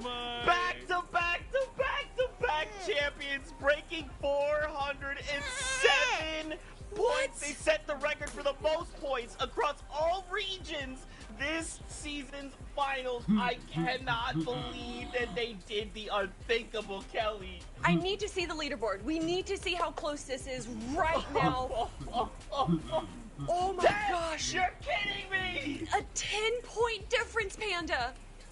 A 10-point difference defining whether or not they were going to be the 4th time, and they are the 4-time reigning NA West FNCS champions. Arkham, Rex, and Epic Whale taking it home and taking a big chunk of the prize with them. Oh my gosh, what? Down to the wire. But you know you're feeling it. If you're Fast, Kenshi, and Snacky, going down early in that final is tough. Oh man, but they still, the fact that they went down early and still were only 5 points behind Falconer, Reed, and Chris, who just grabbed the victory royale. Oh, and it happened! All top 3 teams, they got 2 victory royales each. That's what I wanted. Everything that I wanted is happening, and I'm the happiest that I've ever been. So just to break that down, right? Kelly, we were talking about this, and Kelly wanted 6 of the eliminations to go to the top 3 teams, or the victory royales, I mean, and they did. So all 3 of those top teams got 2 victory royales each, meaning half the games played resulted in victory royales to one of these 3 teams. That is just insane to think about. Oh my gosh, I'm in disbelief right now. Arkham, Rex, and Epic Whale do it once again, and you saw them slowly going down. The fact that they sent Rex down to grab some eliminations and then he went out, I was like, oh, this is it. They're gonna lose it. They're not gonna get it. But then you, of course, have Epic Whale and Ark still holding up on height. Ark now being the only one as a solo player and still grabbing eliminations. But my goodness, we have to look at all of the victory royales that we saw today, starting off with Alithi, Frappi, and Symmetrical's team. I mean, just so many great plays taking place. Like this one here, like with Kenshi, Favs getting the victory royale, taking Arkham out of the sky. Just an impressive shot there. And then, of course, got to jump over to Jelty Chicken and Andy, doing an exceptional job, putting in the work, controlling being in zone, not taking unnecessary damage, and ultimately getting this victory royale. Andy grabbing 8 eliminations alone, and speaking about solo players and their performance right here on the low ground, do not give him a pump because you know he's just going to take you out. But here we have it. Arkham, Rex, and Epic Whale in Game 11, holding high, playing just so smart, so easy, and then finishing it off with 11 eliminations. Yeah, I mean, that's just massive to consider, right? And then here it is, this game with Falconer, Reed, and Chris getting the final eliminations, taking that home, but it wasn't enough. It did get them a second place, though, but we have to talk about them. We have to talk about the champs, Arkham, Rex, Epic Whale, FNCS champs 15 times between the three of them. That means between the three of them, if you add up all of their championships, they've done it 15 times in total. That is just crazy to think.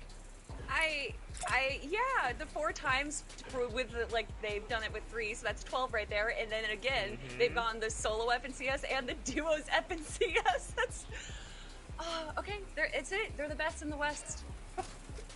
I feel like there's no question, you know? Like, I feel like that is...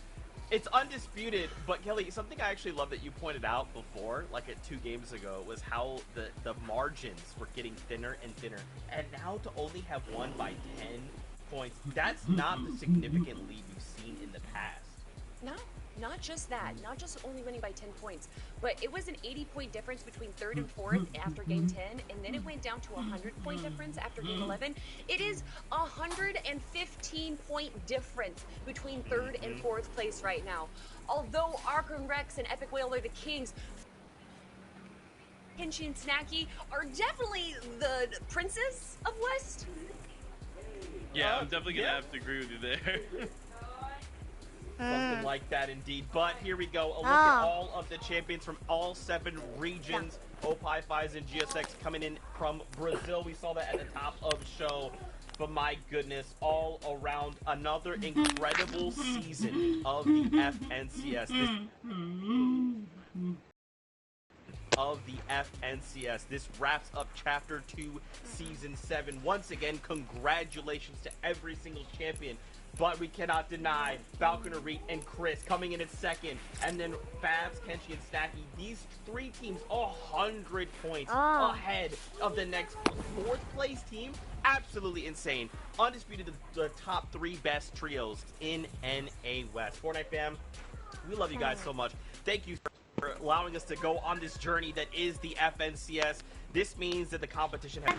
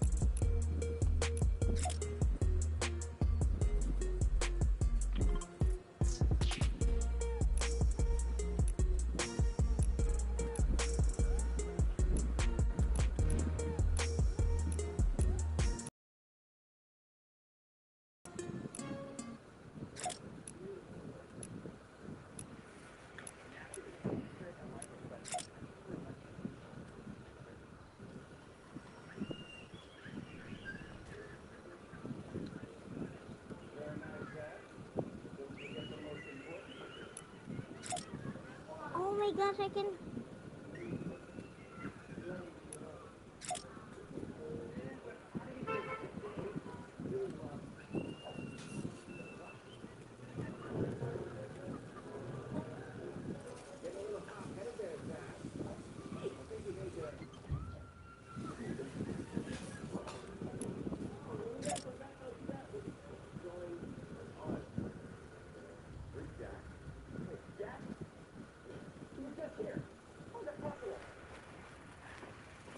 Where did he go? Did we see him go somewhere? Great magician. Always made the best trick. Wait, what? Okay. 仕事しなさい。It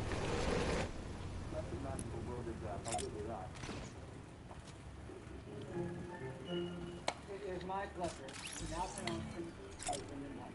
You may now take the wife. Where is that? Oh my God.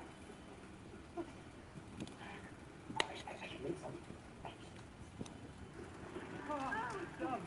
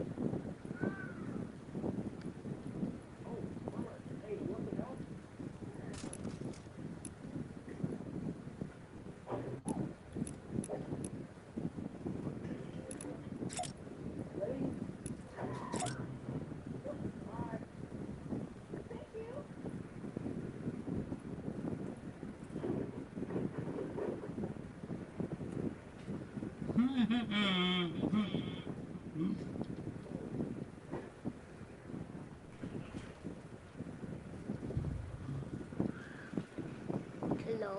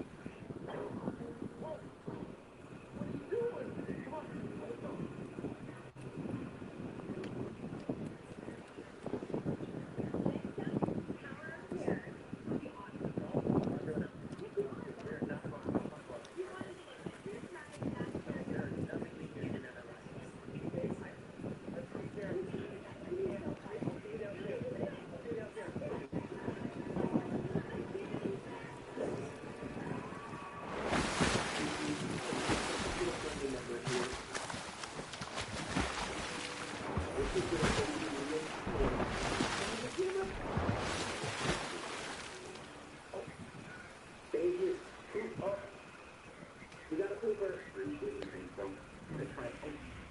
try it out. And then apparently you can like erase.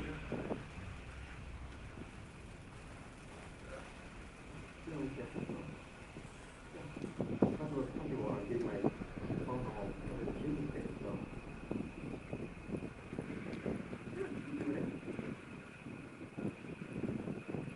This is how I work for the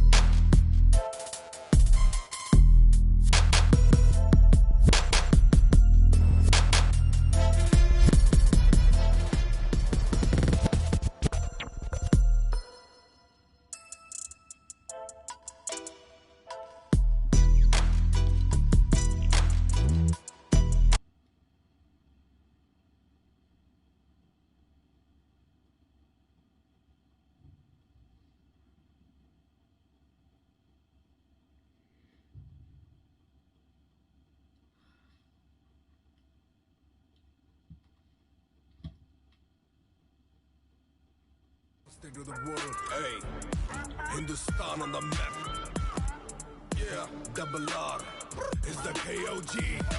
देखो रूलियों में आम का तकूली इन में palm Bharat Delhi Hindustan मेरी बोलियों का दाम या तो रहूं काम या तमाम पूरा काम मेरे सामने दिखाने ये नेपोलियन सम्मान बहुत छोटी ego raps a trap industry amigos मेरे सर्कल में ना स्क्वायर कोई गैर कोई बैक टू बैक मेरी क्लैन करे we know click pow get down करो bounce जैसे पंची click pow get down I'm a pro killer gorilla पूरा सन की click pow get down मेरे सामने क्यों आया oh now you done G click pow get down I'm a pro killer gorilla target lock लगा red dot मेरे zone में ना आना or you get caught तेरा ping high slow है तेरा net बहुत हुआ मेरा lead pop लगा सीधा headshot box fight सीधा laser beam मेरा OP clan सारी तेज है team चला racer flow तो मिली major deal और मैं ढूंढने में लगा अपनी gamer queen baby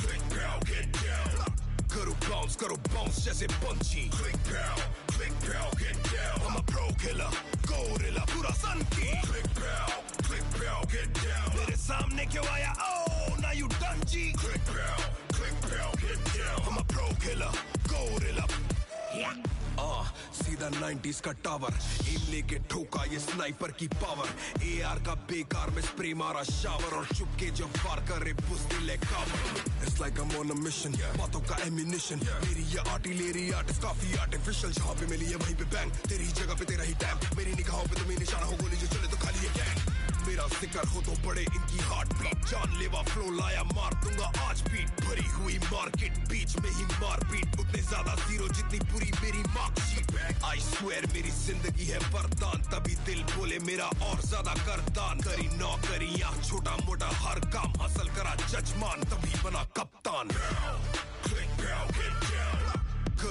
करो बाउंस जैसे पंची click pow get down I'm a pro killer gorilla पूरा सन की click pow get down मेरे सामने क्यों आया oh now you done G click pow get down I'm a pro killer gorilla पूरा सन की click pow get down करो bounce जैसे पंची click pow get down I'm a pro killer gorilla पूरा सन की click pow get down मेरे सामने क्यों आया oh now you done G click pow get down I'm a pro killer gorilla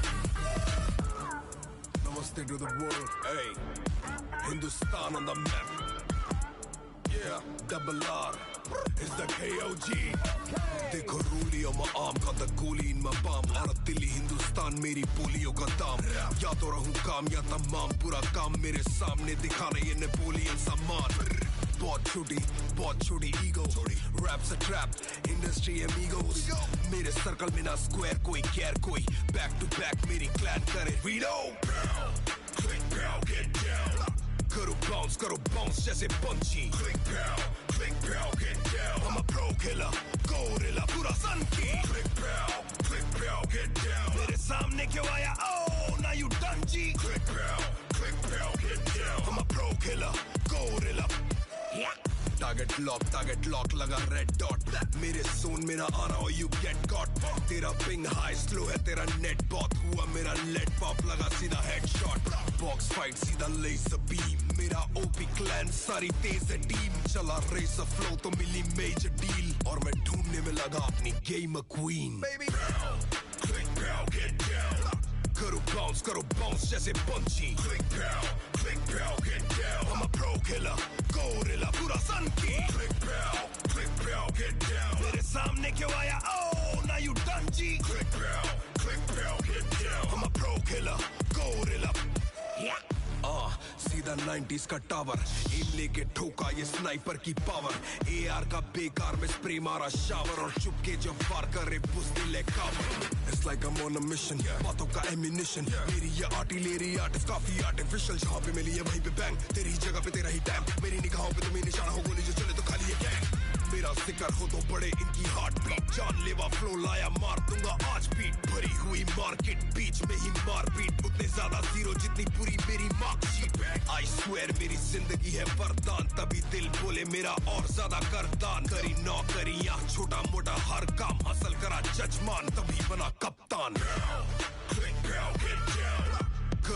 करो बाउंस जैसे पंची click pow get down I'm a pro killer gorilla पूरा सन की click pow get down मेरे सामने क्यों आया oh now you done G click pow get down I'm a pro killer gorilla पूरा सन की click pow get down करो bounce जैसे पंची click pow get down I'm a pro killer gorilla पूरा सन की click pow get down मेरे सामने क्यों आया oh now you done G click pow get down I'm a pro killer gorilla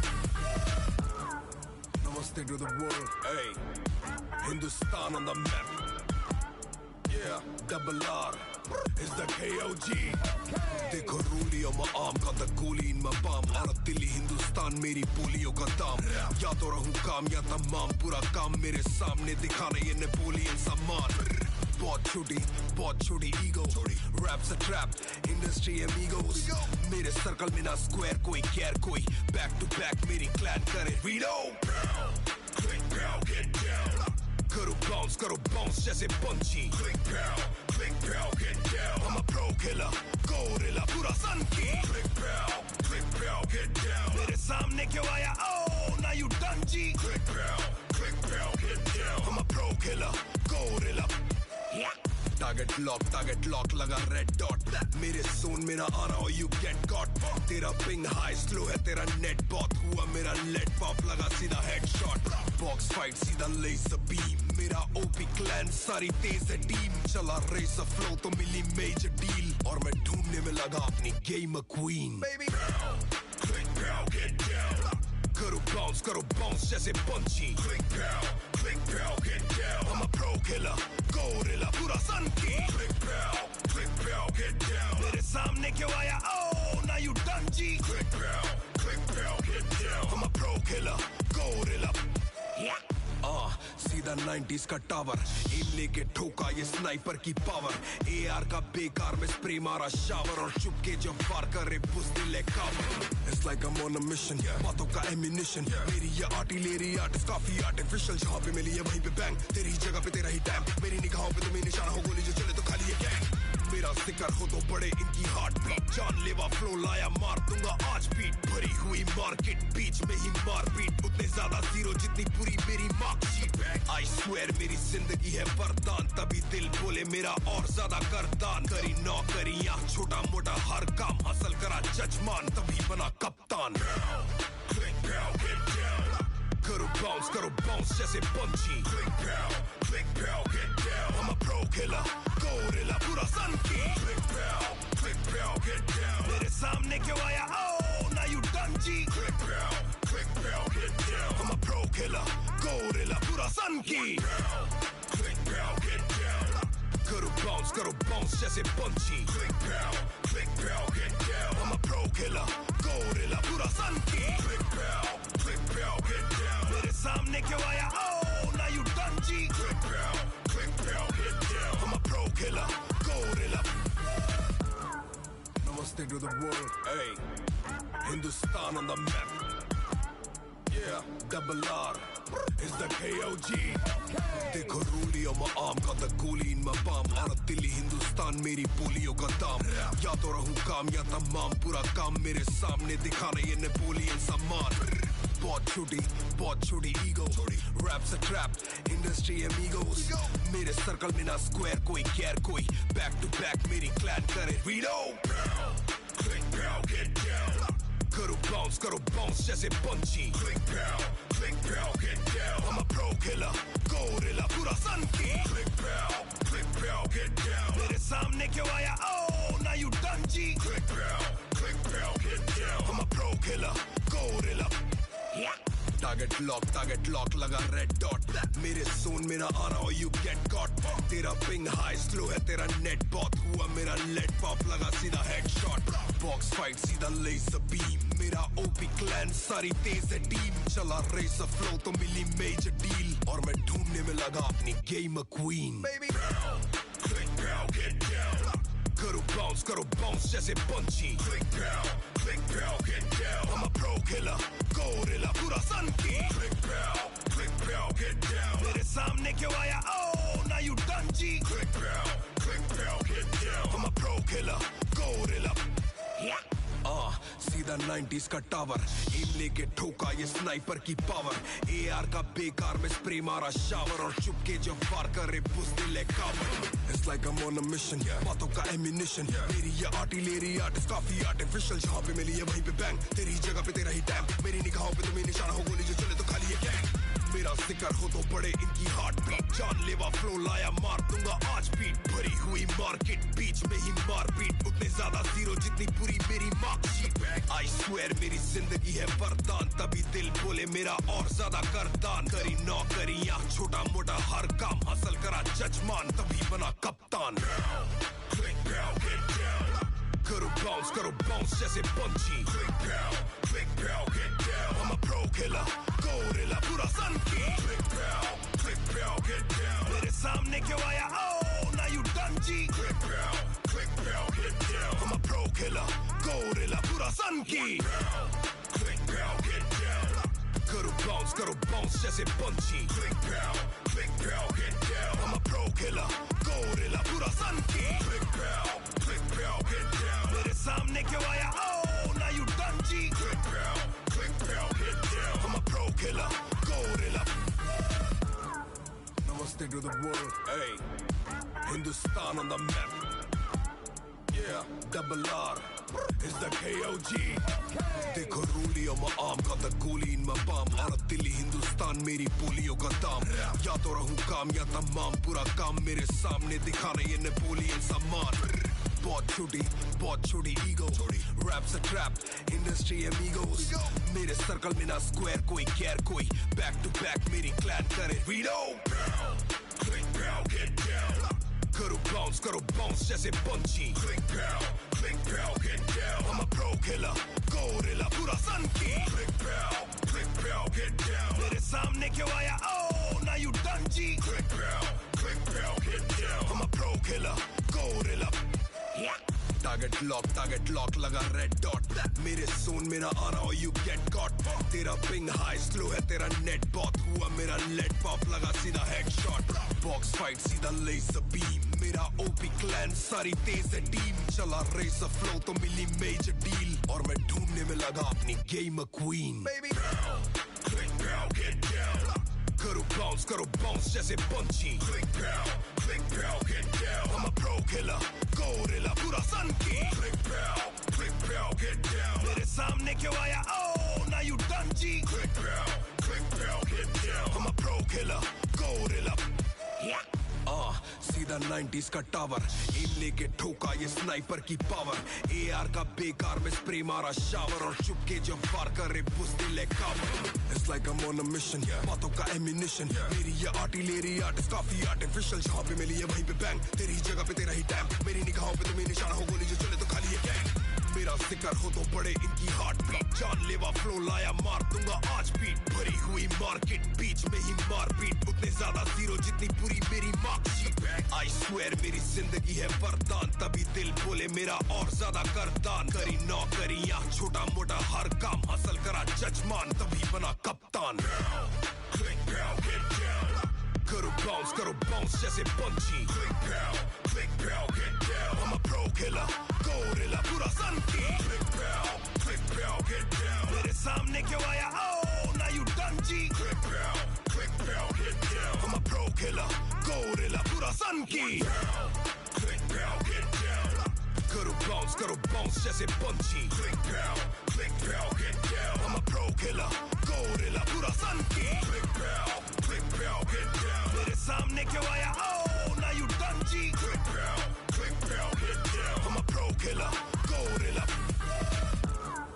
Namaste to the world hey Hindustan on the map yeah double R is the KOG देखो रूलियों में आम का तकूली इन में balm और दिल्ली हिंदुस्तान मेरी पोलियो का दाम या तो रहूं काम या तमाम पूरा काम मेरे सामने दिखाना ये नेपोलियन सामान बहुत छोटी ego raps a trap industry amigos मेरे सर्कल में ना स्क्वायर कोई केयर कोई बैक टू बैक मेरी क्लैन करे रीडो click pow get down करो बाउंस जैसे पंछी click pow get down I'm a pro killer gorilla पूरा सन की click pow get down मेरे सामने क्यों आया oh now you done G click pow get down I'm a pro killer gorilla target lock लगा red dot मेरे zone में ना आना or you get caught तेरा पिंग हाई स्लो है तेरा नेट बहुत हुआ मेरा लेट पॉप लगा सीधा हेडशॉट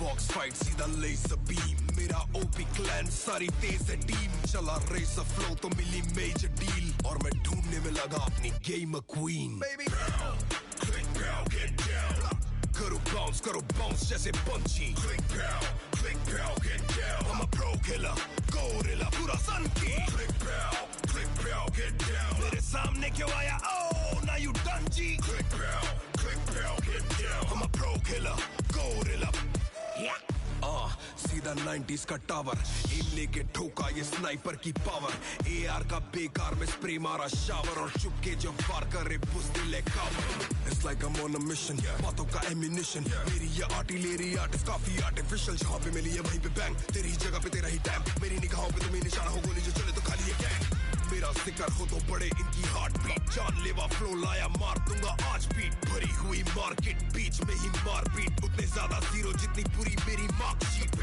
आई स्वेयर मेरी जिंदगी है वरदान तभी दिल बोले मेरा और ज्यादा करदान करी नौकरी या छोटा मोटा हर काम हासिल करा जजमान तभी बना कप्तान करो बाउंस जैसे पंची click pow get down I'm a pro killer gorilla पूरा सन की click pow get down मेरे सामने क्यों आया oh now you done G click pow get down I'm a pro killer gorilla पूरा सन की click pow get down करो bounce जैसे पंची click pow get down I'm a pro killer gorilla पूरा सन की click pow get down मेरे सामने क्यों आया oh now you done G click pow get down I'm a pro killer gorilla Namaste to the world hey Hindustan on the map yeah double R is the KOG देखो रूली on my arm got the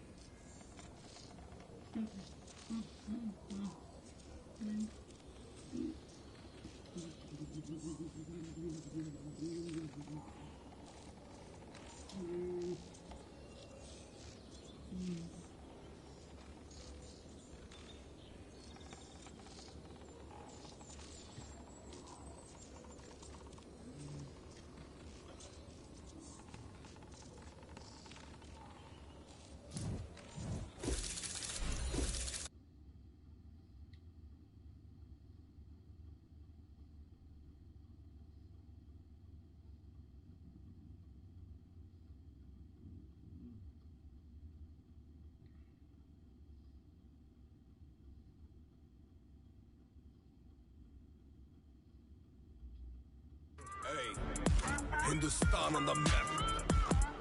Yeah, double R is the KOG.